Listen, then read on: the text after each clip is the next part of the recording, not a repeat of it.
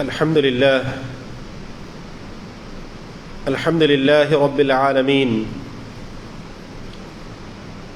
نحمده ونستعينه ونستغفره ونستهديه ونؤمن به ونتوكل عليه ونعوذ بالله من شرور أنفسنا ومن سيئات أعمالنا من يهد الله فهو المهتد ومن يضلل فلن تجد له وليا مرشدا وأشهد أن لا إله إلا الله وحده لا شريك له وأشهد أن محمدا عبده ورسوله أرسله بالهدى ودين الحق ليظهره على الدين كله ولو كره المشركون اللهم صل على محمد وعلى آل محمد كما صليت على إبراهيم وعلى آل إبراهيم إنك حميد مجيد اللهم بارك على محمد وعلى آل محمد كما باركت على إبراهيم وعلى آل إبراهيم إنك حميد مجيد أما بعد فإن خير الحديث كتاب الله وخير الهدي هدي محمد صلى الله عليه وسلم وشر الأمور محدثاتها وكل محدثة بدعة وكل بدعة ضلالة أيها الناس اتقوا الله أعوذ بالله من الشيطان الرجيم يا أيها الذين آمنوا اتقوا الله حق تقاته ولا تموتن إلا وأنتم مسلمون بسم الله الرحمن الرحيم يا أيها الناس اتقوا ربكم الذي خلقكم من نفس واحدة وخلق منها زوجها وبث منهما رجالا كثيرا ونساء واتقوا الله الذي تساءلون به والأرحام إن الله كان عليكم رقيبا أعوذ بالله من الشيطان الرجيم يا أيها الذين آمنوا اتقوا الله وقولوا قولا سديدا يصلح لكم أعمالكم ويغفر لكم ذنوبكم ومن يطع الله ورسوله فقد فاز فوزا عظيما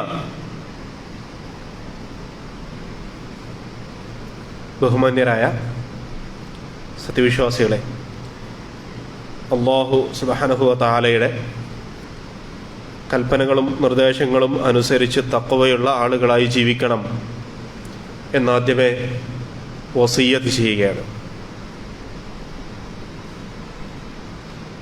നാം മറ്റുള്ളവരാൽ സ്നേഹിക്കപ്പെടണം എന്നാഗ്രഹിക്കുന്നവരാണ് നമ്മളൊക്കെയും. എൻ്റെ ഭാര്യ എന്നെക്കാളേറെ സ്നേഹിക്കുന്നത് അവളുടെ ഉമ്മയെയോ ഉപ്പയെയോ ആണ് എന്നറിയുമ്പോൾ സ്വാഭാവികമായിട്ടും നമ്മൾക്കുണ്ടാകുന്ന ഒരു പ്രയാസമുണ്ട്. അവൾക്ക് ഏറ്റവും ഇഷ്ടം എന്നെ ആയിരിക്കണം എന്നതാണ്. എൻ്റെ മക്കൾ മറ്റെല്ലാവരെക്കാളും എന്നെ സ്നേഹിക്കണം എന്നാഗ്രഹിക്കാത്തവർ നമ്മളുടെ കൂട്ടത്തിൽ ആരും ഉണ്ടാവില്ല. അങ്ങനെ പലരും എന്നെ ഇഷ്ടപ്പെടണം എന്ന് ഏറെ ആഗ്രഹിക്കുന്നവരാണ് നമ്മൾ. എന്നാൽ ഏറ്റവും വലിയ ഭാഗ്യമെന്ന് പറയുന്നത് അള്ളാഹു സ്നേഹിക്കുന്നവരുടെ കൂട്ടത്തിൽ നമ്മൾക്ക് ഉൾപ്പെടാൻ കഴിയുക എന്നതാണ്. എൻ്റെ റബ്ബിന് എന്നെ ഇഷ്ടമാണ് എന്നറിയാൻ കഴിയുന്നതാണ് ഒരു വിശ്വാസിയെ സംബന്ധിച്ചിടത്തോളം അവന് ഏറ്റവും ആനന്ദം നൽകുന്നത് എന്ന്. റസൂലുള്ളാഹി സ്വല്ലല്ലാഹു അലൈഹി വസല്ലമ ഒരു ഖുദ്സിയായ ഹദീസിലൂടെ ഇങ്ങനെ പഠിപ്പിച്ചിരുന്നത് കാണാൻ കഴിയും. വജബത് മഹബ്ബതി ലിൽമുതഹാബ്ബീന ഫിയ്യ വൽമുതജാലിസീന ഫിയ്യ വൽമുതസാവിരീന ഫിയ്യ വൽമുതബാദിലീന ഫിയ്യ. എൻ്റെ സ്നേഹം, അള്ളാഹു പറയുകയാണ്, എൻ്റെ സ്നേഹം, എൻ്റെ മഹബ്ബത്ത് അനിവാര്യമായിരിക്കുന്ന ഒരു കൂട്ടരുണ്ട്, ഞാൻ അവരെ സ്നേഹിച്ചിരിക്കുമെന്നാണ് അള്ളാഹു പറയുന്നത്.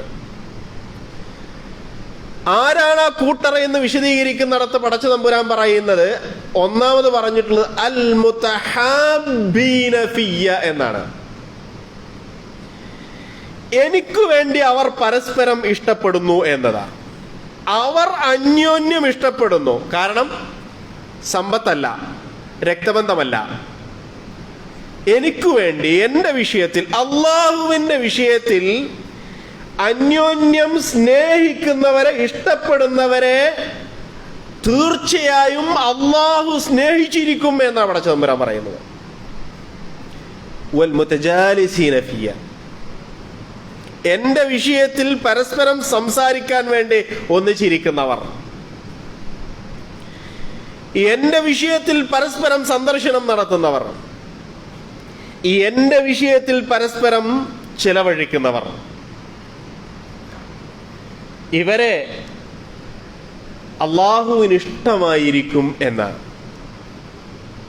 ഞാനിത് പറഞ്ഞിട്ടുള്ളത് വിശ്വാസികൾ തമ്മിലുണ്ടാകേണ്ട ഒരു ആത്മബന്ധത്തെയാണ് പ്രവാചകൻ തിരുമേനി സല്ലല്ലാഹു അലൈഹി വസല്ലമ ഇവിടെ കൃത്യമായിട്ട് പഠിപ്പിച്ചിരുന്നത്. മുഅ്മിനീങ്ങൾ തമ്മിലുണ്ടാകേണ്ട ഒരു ബന്ധം, ഒരു കുടുംബത്തിൽ ഉപ്പയും ഉമ്മയും മക്കളും ഒന്നിച്ചിരിക്കുമ്പോൾ കിട്ടുന്ന ഒരു ആനന്ദമുണ്ടല്ലോ, അത് വിശ്വാസികളായ ആളുകൾ ഒന്നിച്ചിരിക്കുമ്പോൾ കിട്ടുന്നുണ്ടെങ്കിൽ അവർക്കിടയിൽ സ്നേഹമുണ്ട് എന്നാണ് പറഞ്ഞതിന്റെ അർത്ഥം. അവരന്യോന്യം ഇഷ്ടപ്പെടുന്നവരാണ് എന്നതാണ് പറഞ്ഞതിന്റെ അർത്ഥം. ഒരു കടമ നിർവഹണം എന്നതിൻ്റെ പേരിൽ നമ്മളുടെ കൂട്ടത്തിൽ പ്രയാസപ്പെടുന്ന ആളുകളെ സഹായിക്കുക എന്നതിനപ്പുറം, ഞാൻ സ്നേഹിക്കുന്ന ഒരാൾ പ്രയാസപ്പെടുമ്പോൾ അയാളെ സഹായിക്കുന്നു എന്ന തലത്തിലേക്ക് നമ്മുടെ ജീവകാരുണ്യ പ്രവർത്തനങ്ങൾ വരെ മാറി വരേണ്ടതുണ്ട് എന്നാണ്. എനിക്ക് അവനെ ഇഷ്ടമാണ്, ഞാൻ സ്നേഹിക്കുന്ന ഒരാൾ, അയാൾ പ്രയാസപ്പെടുന്നു, അതെന്നെ സംബന്ധിച്ചിടത്തോളം എൻ്റെ വേദനയായി ഞാൻ കാണുന്നു എന്ന ആ തലത്തിലേക്ക് ഒരു വിശ്വാസി സമൂഹം ഉയർന്നു വരേണ്ടതുണ്ട് എന്നാണ്. നോക്കൂ നിങ്ങൾ, റസൂലുള്ളാഹി സ്വല്ലല്ലാഹു അലൈഹി വസല്ലമ വളർത്തിയെടുത്തിട്ടുള്ള ഒരു ഉമ്മത്തുണ്ടല്ലോ, ഒരു സമൂഹമുണ്ടല്ലോ, ഒരു കർണ്ണുണ്ടല്ലോ, ഒരു നൂറ്റാണ്ടിലെ ആളുകളുണ്ടല്ലോ, സ്വഹാബത്ത് റളിയല്ലാഹു അൻഹും. അവർക്കിടയിലുണ്ടായിരുന്ന ഒരു ആത്മബന്ധം ഇങ്ങനെയായിരുന്നു എന്നാണ്. അവര് ഞങ്ങളൊക്കെ ഒരു ആദർശത്തിന്റെ ആളുകളാണ് എന്ന് പറഞ്ഞിരിക്കുന്നതിലപ്പുറം അവർക്കിടയിലുണ്ടായിരുന്ന സ്നേഹത്താൽ ബന്ധിതമായിട്ടുള്ള ഒരു അടുപ്പമുണ്ടായിരുന്നു, ഇഷ്ടത്തിന്റെ മേൽ. മക്കയിൽ നിന്ന് എല്ലാം ഉപേക്ഷിച്ച് മദീനയിലേക്ക് പലായനം ചെയ്ത മുഹാജിറുകളെയും അവരെ മദീനയിൽ സ്വീകരിച്ച അൻസ്വാറുകളെയും കുറിച്ച് സംസാരിക്കുമ്പോൾ ഖുർആൻ അത് പറയുന്നുണ്ട്.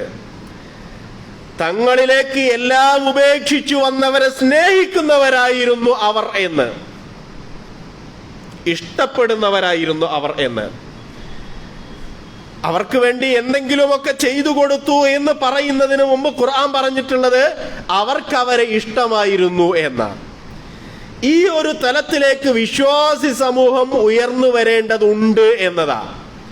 അവിടെ ഉമ്മത്തിന്റെ ഇസ്സത്തിനെ തിരിച്ചു പിടിക്കാൻ കഴിയുള്ളൂ. അവിടെ ഉമ്മത്തിന്റെ കെട്ടുറപ്പിനെ, ഐക്യത്തെ തിരിച്ചു പിടിക്കാൻ നമ്മൾക്ക് കഴിയുള്ളൂ. ഇങ്ങനെ ഒരു സ്നേഹത്താൽ ബന്ധിതമായിട്ടുള്ള ഒരു സമൂഹത്തെ സൃഷ്ടിക്കാൻ നമ്മൾക്ക് കഴിയാത്തിടത്തോളം കാലം നമ്മൾക്കിടയിൽ പ്രശ്നങ്ങളുണ്ടാകും, നമ്മൾക്കിടയിൽ കുഴപ്പങ്ങളുണ്ടാകും, നമ്മളുടെ ഇസ്സത്ത് നഷ്ടപ്പെടുകയും ചെയ്യും. പരിശുദ്ധ ഖുർആൻ സൂറത്തു മുഹമ്മദിനും സൂറത്തു ഫത്ഹിനും ശേഷം ഖുർആനിൽ വരുന്ന ഒരധ്യായമുണ്ട്. ഞാനതങ്ങനെ അതിൻ്റെ ക്രമം പറഞ്ഞിട്ടുള്ളത്, മുഹമ്മദ് എന്ന സൂറത്തു മുഹമ്മദ് എന്നതിന് സൂറത്തു അൽ ഖിതാൽ എന്ന ഒരു പേര് കൂടെയുണ്ട്, യുദ്ധം എന്നാണ്. സൂറത്തു അൽ ഫത്ഹ് എന്ന് പറയുന്നത് മക്ക വിജയവുമായി ബന്ധപ്പെട്ട കാര്യങ്ങൾ സംസാരിക്കുന്ന ഒരു അധ്യായമാണ്. മക്ക വിജയം നടന്നു കഴിഞ്ഞതിന് ശേഷം എന്ന് പറഞ്ഞാൽ ഒരു ഇസ്ലാമിക സമൂഹം, അവിടെ ഇസ്ലാമിക നേതൃത്വത്തിലുള്ള പ്രവാചകൻ തിരുമേനി സല്ലല്ലാഹു അലൈഹി വസല്ലമയുടെ നേതൃത്വത്തിലുള്ള ഒരു സമൂഹം അവിടെ രൂപീകരിക്കപ്പെട്ടതിന് ശേഷം പ്രവാചകൻ തിരുമേനി സല്ലല്ലാഹു അലൈഹി വസല്ലമ മദീനയിലേക്ക് തിരിച്ചു പോകുന്നുണ്ട്. ആ മക്കയിലുള്ള ആളുകൾ ഏത് നിലയിൽ വർത്തിക്കണം എന്നതിനുള്ള കൃത്യമായ സൂചനയാണ് അതിനുശേഷം വരുന്ന സൂറത്തു അൽ ഹുജുറാത്തിൽ ഖുർആൻ വിശദീകരിക്കുന്നത്. ഒരുപാട് കാര്യങ്ങൾ അതുമായി ബന്ധപ്പെട്ട് ഖുർആൻ അവിടെ സംസാരിക്കുന്നുണ്ട്. അതിലേറ്റവും പ്രധാനപ്പെട്ട ചില നിർദ്ദേശങ്ങളാണ് ഇന്ന് നിങ്ങളുടെ ശ്രദ്ധയിൽ വെക്കാൻ ഉദ്ദേശിക്കുന്നത്. ഒരു വിശ്വാസി സമൂഹത്തിലുള്ള ഐക്യവും കെട്ടുറപ്പും നിലനിൽക്കാൻ ആ സമൂഹത്തെ നയിക്കുന്ന നേതാക്കന്മാര് നടത്തേണ്ട ചില ഉത്തരവാദിത്തങ്ങളെ കുറിച്ച് അവിടെ ഖുർആൻ പറയുന്നുണ്ട്. ഇന്നമൽ മുഅ്മിനൂന ഇഖ്വ എന്ന് പറഞ്ഞതിന് ശേഷം തീർച്ചയായും വിശ്വാസികൾ സഹോദരങ്ങൾ മാത്രമാണ് എന്ന് പറഞ്ഞതിന് ശേഷം ഖുർആൻ പറഞ്ഞത് ഫഅസ്ലിഹു ബൈന അഖവൈക്കും, നിങ്ങളുടെ സഹോദരങ്ങൾക്കിടയിൽ ഒരു പ്രശ്നമുണ്ടായാൽ അത് ഒത്തുതീർപ്പാക്കാൻ നിങ്ങൾക്ക് കഴിയണം എന്നതാണ് ഒന്നാമത്തെ നിർദ്ദേശം. ഇത് വിശ്വാസി സമൂഹത്തിന് നേതൃത്വം കൊടുക്കുന്നവർ ശ്രദ്ധിക്കേണ്ട ഒരു കാര്യമാണ്. അതേതെങ്കിലും കർമ്മശാസ്ത്രപരമായ അഭിപ്രായ വ്യത്യാസങ്ങളിൽ ഒരു തീർപ്പ് കൽപ്പിക്കുക എന്നതല്ല, വിശ്വാസപരമായ വിഷയങ്ങളിലുള്ള തർക്കം തീർക്കുക എന്നതല്ല. നേരെ മറിച്ച് ഒരു സമൂഹമായി ജീവിക്കുന്ന വിശ്വാസികൾക്കിടയിൽ ഏതെങ്കിലും നിലക്കുള്ള, അത് സാമ്പത്തികമാകാം, അത് അതിർത്തിയുടെ പേരിലുള്ള തർക്കങ്ങളാകാം, ഇടപാടുകളിലുള്ള പ്രശ്നങ്ങളുടെ പേരിൽ വന്നിട്ടുള്ള അകൽച്ചയാവാം. ഇവിടെ ആ സമുദായത്തിന്റെ നേതൃത്വത്തിന്, അവരെ നയിക്കുന്ന ആ വിശ്വാസി സമൂഹത്തെ നയിക്കുന്ന നേതൃത്വത്തിന് കൃത്യമായി ഇടപെടേണ്ടതുണ്ട് എന്നാണ് പരിശുദ്ധ ഖുർആൻ പഠിപ്പിക്കുന്നത്. അത് അന്വേഷിക്കാൻ, അതറിയാൻ കഴിയണം. നമ്മുടെ മഹല്ലിൽ, നമ്മുടെ പള്ളിയുമായി ബന്ധപ്പെട്ട് പ്രവർത്തിക്കുന്ന ആളുകളിൽ അവർക്കിടയിൽ ഇങ്ങനെ ഒരു പ്രശ്നം ഉണ്ടായിട്ടുണ്ട്, അത് നമ്മൾക്കൊന്ന് ഒത്തുതീർപ്പാക്കണ്ടേ വേണം. അതാ നേതൃത്വത്തിന്റെ ബാധ്യതയാണ് എന്നാ ഖുർആൻ പഠിപ്പിക്കുന്നത്. എന്നിട്ട് വിശ്വാസികളെ വിളിച്ചുകൊണ്ട് ഖുർആൻ നൽകുന്ന വളരെ പ്രധാനപ്പെട്ട ചില നിർദ്ദേശങ്ങളുണ്ട്. യാ അയ്യുഹല്ലദീന ആമനു എന്ന് പറഞ്ഞിട്ട്, വിശ്വാസികളെ, ലാ യസ്ഖർ ഖൗമും മിൻ ഖൗമിൻ, അതിലൊന്നാമത് പറഞ്ഞിട്ടുള്ളത് നിങ്ങൾ പരിഹസിക്കാതിരിക്കുക എന്നതാണ്. നിങ്ങൾ അന്യോന്യം, വിശ്വാസികൾക്കിടയിൽ ഒരിക്കലും സംഭവിക്കാൻ പാടില്ലാത്തതാണ് പരിഹാസം എന്ന് പറയുന്നത്. ഞാൻ എൻ്റെ സഹോദരനെ കളിയാക്കുക എന്നത്, വിശ്വാസിയായ എൻ്റെ സഹോദരനെ കളിയാക്കുക എന്നത് പടച്ചതമ്പുരാനെ സംബന്ധിച്ചിടത്തോളം ഏറെ ഗൗരവകരമായിട്ടാണ് ഖുർആൻ കാണുന്നത്. അവിടെ സ്ത്രീകളെ പ്രത്യേകം എടുത്തു പറയുകയും ചെയ്തു ഖുർആൻ. വലാ നിസാഉം മിൻ നിസാഇൻ അസാ അൻ യകുന്ന ഖൈറൻ മിൻഹുന്ന, ആരാണോ പരിഹസിക്കുന്നത് അവരെക്കാൾ നല്ലവരായേക്കാം പരിഹസിക്കപ്പെടുന്നവർ എന്നതിനോട് ചേർത്ത് ഖുർആൻ പറയുകയും ചെയ്തു. രണ്ടാമത് നൽകുന്ന നിർദ്ദേശം വലാ തൽമിസു അൻഫുസകും, സ്വയം കുത്തിപ്പറയരുത്. നമ്മളെ തന്നെ കുത്തിപ്പറയാം. നമുക്കുള്ളൊരു സുഖടാണല്ലോ. നമ്മളുടെ കൂട്ടായ്മയെ, നമ്മളുടെ സംവിധാനത്തെയും നമ്മളുടെ ഉമ്മത്തിനെയും ഒക്കെ നമ്മൾ തന്നെ പഴി പറയുക എന്നുള്ളത്, നമ്മൾ തന്നെ കുറ്റപ്പെടുത്തുക എന്നുള്ളത്. ഇത് പാടില്ല എന്നാണ്. മൂന്നാമത്തെ നിർദ്ദേശം വലാ തനാബസു ബിൽ അൽഖാബ, ഇരട്ടപ്പേര് വിളിക്കരുതെന്ന. ഇത്രയും പറഞ്ഞതിന് ശേഷം ഖുർആൻ ആ ആയത്ത് അവസാനിപ്പിക്കുന്നിടത്ത് ബിഅ്സൽ ഇസ്മുൽ ഫുസൂഖു ബഅദൽ ഈമാനി എന്ന് പറഞ്ഞതിന് ശേഷം തോന്നിവാസത്തിന്റെ പേരുകൾ, അങ്ങനെ തന്നെ ഖുർആൻ ഉപയോഗിച്ചിരിക്കുന്നത്. വിശ്വാസത്തിന് ശേഷം വൃത്തികെട്ട പേരുകൾ ഉപയോഗിക്കുക എന്നത് എത്ര മോശമായ ഏർപ്പാടാണെന്നറിയാമോ എന്ന് പറഞ്ഞതിന് ശേഷം ഖുർആൻ പറയാ വമല്ലം യതുബ്, അങ്ങനെയൊക്കെ സംഭവിച്ചു പോയിട്ടുണ്ടെങ്കിൽ, ആത്മാർത്ഥമായിട്ട് പടച്ച തമ്പുരാനോട് മാപ്പ് ചോദിക്കാൻ തയ്യാറില്ലെങ്കിൽ ഫഉലൈക ഹുമുൽ ളാലിമൂൻ, അവരാണ് യഥാർത്ഥ വാലിമുകൾ എന്നാ ഖുർആൻ പറയുന്നത്. പരിശുദ്ധ ഖുർആൻ എടുത്ത് പരിശോധിച്ച് നോക്കൂ. ആരാണ് പരാജയപ്പെടുക എന്ന ചോദ്യത്തിന് ഖുർആന് നൽകാനുള്ള ഉത്തരം വാലിമുകൾ പരാജയപ്പെടുന്നുള്ളതാണ്. എവിടെയും ളുൽമ് ചെയ്തവൻ പരാജയപ്പെടും. എന്താ ളുൽമ് എന്ന് പറഞ്ഞാൽ? സാധാരണ മലയാളത്തിൽ അക്രമം എന്നാണ് അതിന് അർത്ഥം പറയാറുള്ളത്. തന്റെ സഹോദരന്റെ ഒരു അവകാശത്തെ അന്യായമായി അപഹരിക്കലാണ് ളുൽമ് എന്ന് പറയുന്നത്. അത് സാമ്പത്തികമായ അവകാശം ഹനിക്കൽ മാത്രമല്ല, ചിലപ്പോ ഉണ്ടാവും പല നിലക്കും കച്ചവടത്തിൽ ഏർപ്പെടുന്നവരാ നമ്മള്. പ്രൊഫഷണലി കച്ചവടക്കാരല്ലെങ്കിലും വാഹനം കച്ചവടം ചെയ്യുന്നുണ്ടാവും, സ്ഥലം കച്ചവടം ചെയ്യുന്നുണ്ടാവും, പലതും കച്ചവടം ചെയ്യുന്നുണ്ടാവും. എന്റെ വസ്തുവിന് അതിന്റെ ന്യൂനതകളൊക്കെ മറച്ചു വെക്കാതെ സത്യസന്ധമായി കച്ചവടം ചെയ്താൽ കിട്ടുന്ന വില ഞാൻ പ്രതീക്ഷിച്ച അത്ര ആവില്ല എന്നതുകൊണ്ട് പല ന്യൂനതകളും മറച്ചു വെച്ച് സത്യസന്ധമല്ലാതെ കച്ചവടം ചെയ്യുമ്പോൾ കിട്ടുന്ന പണം ഉണ്ടല്ലോ, എന്റേതല്ല, അത് അവൻ അനുഭവിക്കേണ്ട പണമാണ്. എന്ന് പറഞ്ഞാൽ എന്റെ സഹോദരൻ അനുഭവിക്കേണ്ട പണം ഞാൻ കവർന്നെടുത്തു എന്ന് ചുരുക്കം. എന്റെ സമ്പത്തിൽ നിന്ന് പാവപ്പെട്ടവന് വേണ്ടി നിർബന്ധമായി മാറ്റിവെക്കേണ്ട വിഹിതം മാറ്റിവെക്കാതെ ഞാൻ അനുഭവിക്കുന്നുണ്ടെങ്കിൽ ആ പാവപ്പെട്ടവൻ അനുഭവിക്കേണ്ടത് ഞാൻ അനുഭവിക്കുന്നു എന്ന മറ്റുള്ളവന്റെ അവകാശത്തെയാണ് ഞാൻ ഹനിച്ചുകൊണ്ടിരിക്കുന്നത്. ഇതാണ് ളുൽമ് എന്ന് പറയുന്നത്. ഇത് സാമ്പത്തിക രംഗത്ത് മാത്രമല്ല, ഹക്കിനെ കവർന്നെടുക്കലാണ് ളുൽമ് എന്ന് പറയുന്നത്. ഇത് സാമ്പത്തിക രംഗത്ത് മാത്രമല്ല. എന്റെ അഭിമാനം എന്ന് പറയുന്നത് എന്റെ അവകാശമാണ്. എന്റെ അഭിമാനം എന്റെ അവകാശമാണ്. പ്രവാചകൻ തിരുമേനി സല്ലല്ലാഹു അലൈഹി വസല്ലമ ഈ ലോകത്തോട് വിട പറയുന്നതിന് മുമ്പ് അതിഗൗരവകരമായിട്ട് ഓർമ്മപ്പെടുത്തിയിട്ടുള്ള കാര്യവും അത് തന്നെയാണ്. നിങ്ങളുടെ സമ്പത്ത്, നിങ്ങളുടെ അഭിമാനം, നിങ്ങളുടെ രക്തം ഹറാമുൻ അലൈക്കും കഹുറുമതി യൗമിക്കും ഹാദാ ഫീ ബലദിക്കും ഹാദാ ഫീ ശഹരിക്കും ഹാദാ.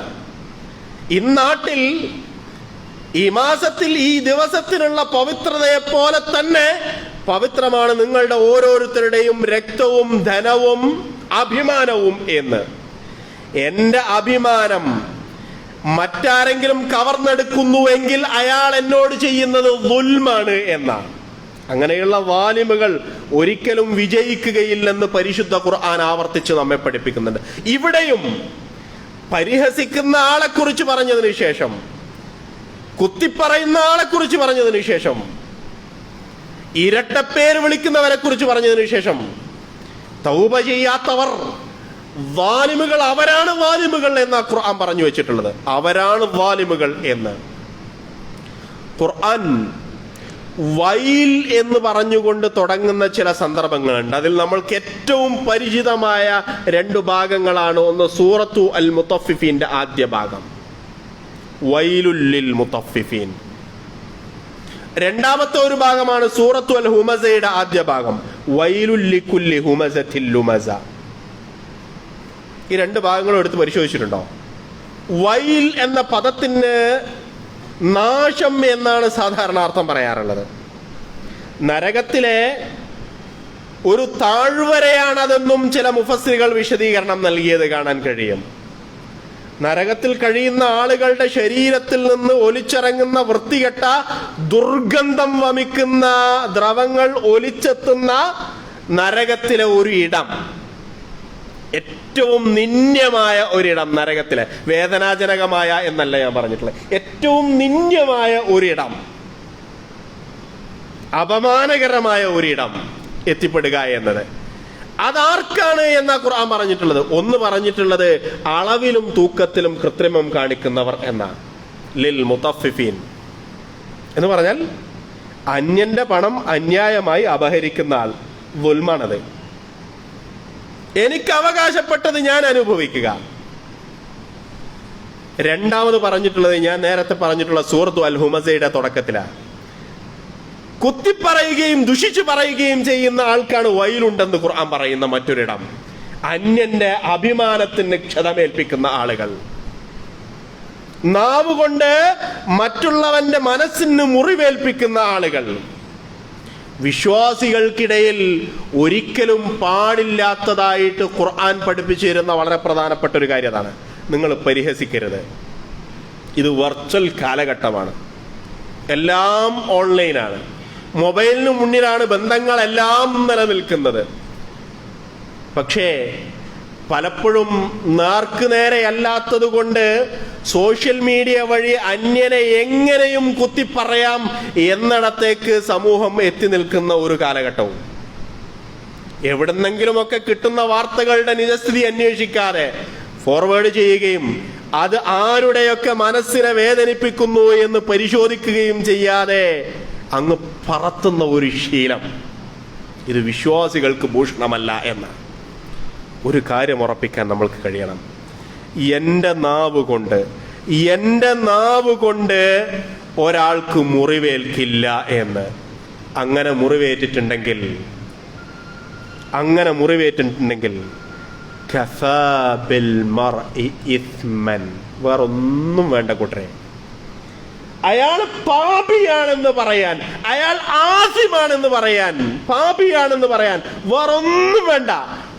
അയാൾ നിസ്കരിക്കാറില്ല, അയാൾ ജമാഅത്തിന് വരാറില്ല, അയാൾ വരേക്ക് സക്കാത്ത് കൊടുക്കാറില്ല, അയാൾ നോമ്പ് ഒഴിവാക്കാറുണ്ട്, ഇതൊക്കെ അവിടെ കിടക്കട്ടെ.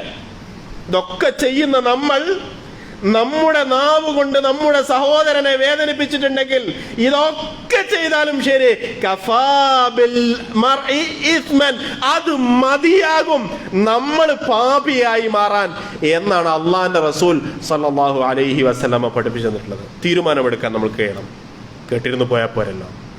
ഇന്നു മുതൽ എന്റെ നാവ് കൊണ്ട് ഒരാളുടെ മനസ്സിന് വേദന ഏൽക്കേണ്ടി വരില്ലെന്ന് തീരുമാനമെടുക്കാൻ നമ്മിൽ എത്ര പേർക്ക് കഴിയും? ഈ സദസ്സ് പിരിയുന്നതിന് മുന്നേ ആലോചിച്ചുകൊണ്ട് സംസാരിക്കുക, ആലോചിച്ചുകൊണ്ട് വാർത്തകൾ ഷെയർ ചെയ്യുക. അല്ലാഹു ആ നിലക്ക് മറ്റുള്ള ആളുകളുടെ മനസ്സിനെ വേദനിപ്പിക്കാതെ, മറ്റുള്ളവരുടെ അവകാശത്തെ അന്യായമായി അപഹരിക്കാതെ പരസ്പരം സ്നേഹിക്കുന്ന വിശ്വാസികളുടെ കൂട്ടത്തിൽ ഉൾപ്പെടാൻ നമ്മെ ഏവരെയും അനുഗ്രഹിക്കുമാറാവട്ടെ.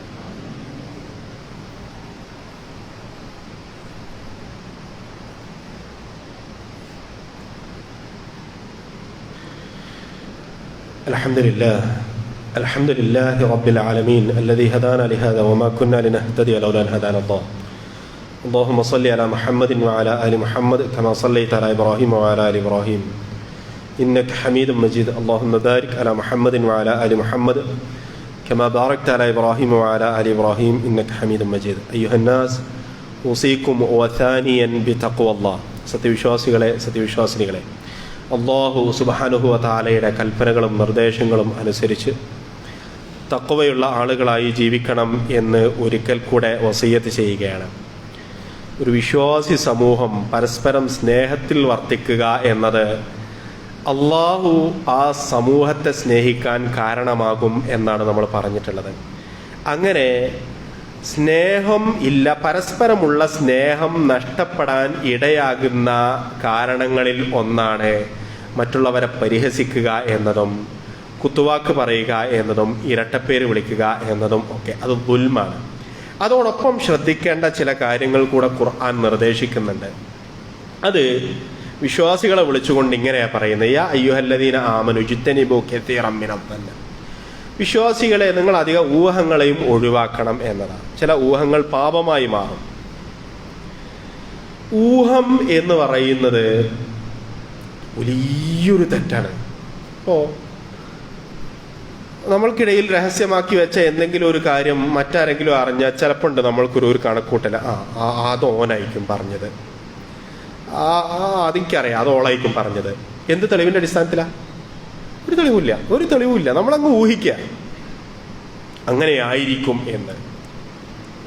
അല്ലെങ്കിൽ ഏതെങ്കിലും ഒരു സാഹചര്യത്തിൽ ഒരാളെ നമ്മൾ കണ്ടാൽ ഒരു പക്ഷെ ആ തെറ്റായ സാഹചര്യത്തിൽ പിന്നെ വേറെന്തോ കാരണം കൊണ്ട് എത്തിപ്പെട്ടതായിരിക്കും, തെറ്റ് ചെയ്തിട്ടുണ്ടാവൂല.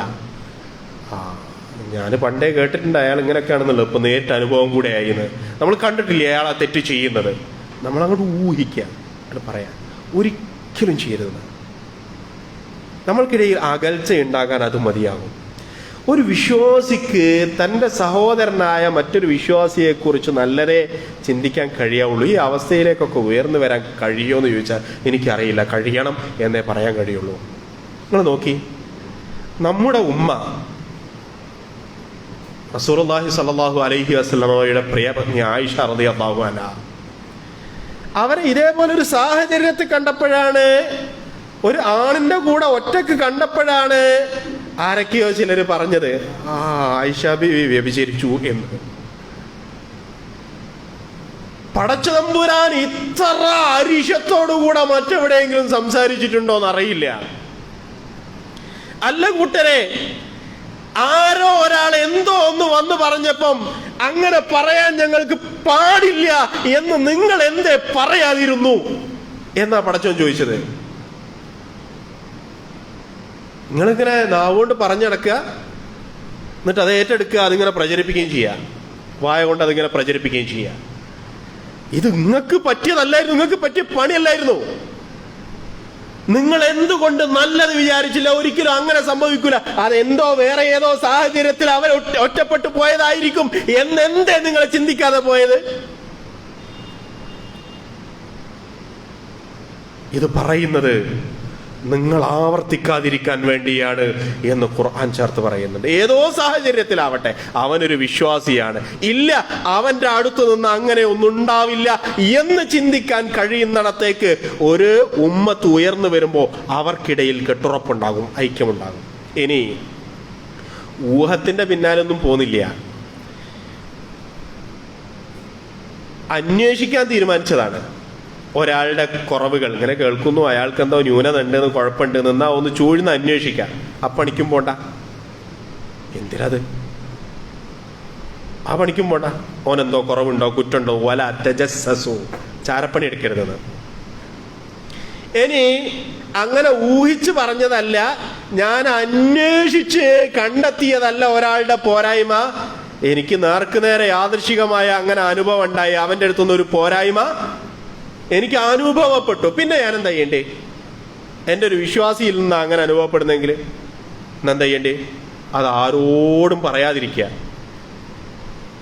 ചെയ്യാം, ആ ആളോട് നേരിട്ട് പറഞ്ഞത് തിരുത്താം. എൻ്റെ ഒരു സഹോദരൻ, ഞാൻ സ്നേഹിക്കുന്ന ആൾ എന്നുള്ള നിലക്ക്, സഹോദര ഇത് നമ്മൾക്ക് അങ്ങനെ ചെയ്യാൻ പാടില്ലല്ലോ, ഈ നിലക്ക് അവനെ തിരുത്താം. അതല്ലാതെ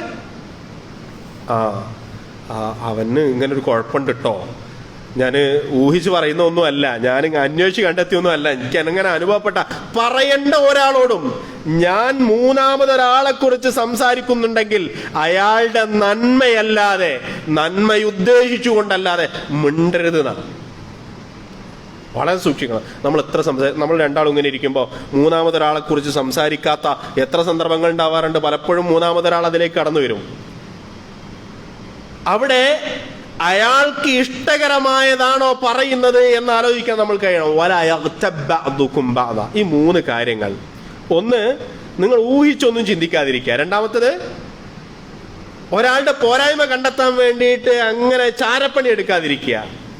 മൂന്നാമത്തത്, ഇനി അങ്ങനെ എന്തെങ്കിലും ഒരു പോരായ്മ ഒരാളിൽ നിന്ന് അനുഭവപ്പെട്ടാൽ അത് തിരുത്തുക എന്ന ഉദ്ദേശത്തോടെ അയാളോട് പറയാന്നല്ലാതെ വേറൊരാളോട്, അത് മൂന്നാമതൊരാളോട് പറയാതിരിക്കുക.